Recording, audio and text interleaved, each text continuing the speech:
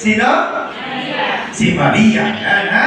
Kasi ang marami nagkakamali, nakakala nila December 8, Immaculada Concepcion, ang ipinaglihi ay si Jesus. Mali po yun. Tapos, ang iniisip pa ng iba, pag December 8, ay, birthday ni Mama Mary, mas talong mali. No. Paglilihi ang tamang kasagutan. Paglilihi kanino? Kay Maria. Pinaglihi nino? Ni Santa Ana. Father, kung gano'n ang Ebanghelyo, bakit ang pagbasa ay tungkol sa paglilihi ni Maria kay Jesus? Di ba? Narinig natin sa Ebanghelyo. Dumating ang Anghel Gabriel, binati si Maria, at itong si Maria sabi, maglilihi ka, lalang ng Espiritu Santo. Bakit nagkaganon? Ang Ebanghelyo ay tungkol sa paglilihi ni Maria, pero pinagdiriwang natin ay paglilihi kay Maria. Kasi po, wala sa ating Biblia ang tungkol sa paglilihi kay Maria. Ito'y tradisyon. Baka po ma-misinterpret nyo, no? Tayo po mga Katoliko, tandaan niyo po ito ha, tayo mga Katoliko, mahaba-haba itong comedy ko, no? Kasi po ay, wala naman tayo sulit schedule, para lang po maunawaan natin. Tayo mga Katoliko, dalawa yung saligan ng ating pananampalataya. Mga katikisa, siguro alam ito. Dalawa yung saligan, dalawa yung batayan ng ating pananampalataya. No? Ano yun? Biblia. Tawag doon, Holy Scripture. Banal na kasulatan. May estudyante ba ako dito grade 12 sa Baste? Wala ito, tinuturo ko sa amin na no? Banal na kasulatan. At meron pang isa. Ano yun? Banal na tradisyon. The Holy Tradition. Meron pang isa yung Magisterium, pero ang Magisterium kasi pasok yun dun sa Holy Tradition. Itong dalawang ito yung batayan ng ating pananampalataya. Subalit, ang ibang sekta, ano yung batayan nila? Biblia. Isa lang. At ano yun? Bible. Biblia.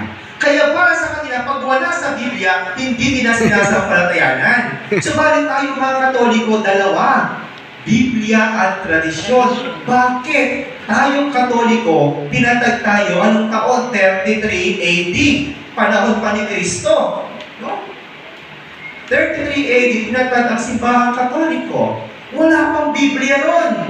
Kasi ang Biblia, nakolekta, kinolekta, nilikom lamang around 200 AD.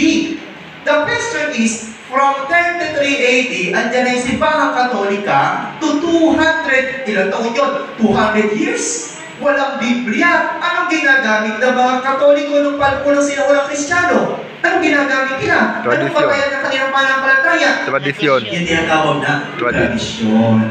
No? Kaya tayo, ipaniniwala tayo mga Katoliko, may doktrina tayong Katoliko na wala sa Biblia kasi nauna pa yun bago nakolekta ang Biblia. At yung paniniwala tungkol kay Maria, kay Santa Ana, kay San Joaquin, una pa yan bago ang Biblia nakolekta.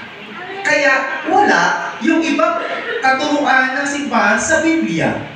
Kaya huwag kayong magpapaloko, malilit lang, dahil wala lang sa Biblia, ay oo nga ano. Kasi meron tayong isa pa, yung banal ng tradisyon. Kaya marami mga Katoliko, nalilipas sa ibang sekta. Bakit? Nasabihin lang ng ibang sekta pupunta. Tingnan mo nga, nasa Biblia ba yung pinasa ka na? Kulang sa kaalaman. Naniwala na agad itong Katoliko. Oo nga, wala sa Biblia. Kasi kulang tayo sa kaalaman ng mga Katoliko. Ay, hindi lang pala Biblia yung ating pansaligan. Meron pa tayong tinatawag na banal na tradisyon. Kaya yung tungkol kay Santa Ana, kay San Joaquin, wala sa Biblia, pero nakapaloob siya doon sa banal na tradisyon na pinagsaling-salin, magpahang na ngayon, simula sa panahon ng mga apostol. Now you know. Alam niyo na? Maliwanag. Ngayon, balik tayo doon tungkol sa ating Ebanghelyo.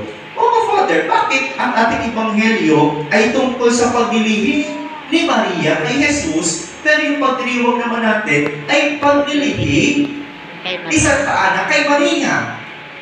Bakit ganoon? Kasi po, yung ating ebanghelyo, ito yung pinakabukod, yung kaganapan ng plano ng Diyos na ang Diyos ay magkakatawang tao. Sapagkat si Maria walang saysay ang kanyang pagiging ina ng Diyos, hindi siya masasabing ina ng Diyos kung hindi dahil sa ating ebanghelyo ito. Kaya maikokonekta natin siya doon, kaya pinaglihi si Maria walang bahid dungis ay dahil sa plano na ating narinig sa ating ebanghelyo. Yun yung ugnayan nun. Kaya tayo may pagdiriwang ng dakilang kapistahan ng kalinistihisang paglilihi kay Maria. Now, the question is, bakit kalinistihisang paglilihi? Sabi ko nga kahapon doon sa pinagpisahan ko, kasi ganito yan. Ang Diyos nakaplano na yung tinatawag na salvation history, na ililigtas ang sangkatauhan simula sa pagkakasala, pagkakaalipin ng kasalanan, simula sa kasalanan ng mga sinaunang tao ng ating mga unang magulang na sina Eva at Adan na pinangalanan natin. Ngayon, nagkasala ang tao, nahiwalay ang tao at ang Diyos dahil sa kasalanan. Ngayon, gusto ng Diyos na ibalik ang ugnayang naputol.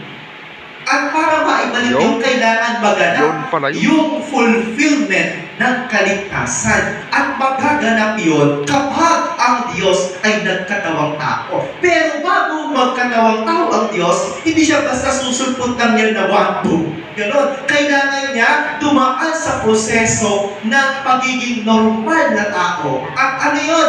Kailangan siya mga babae, kailangan siya ipanganak. Pero bago siya ipanganak, kailangan niya muna dumaan saan? Sa sinapupunan ng isang babae.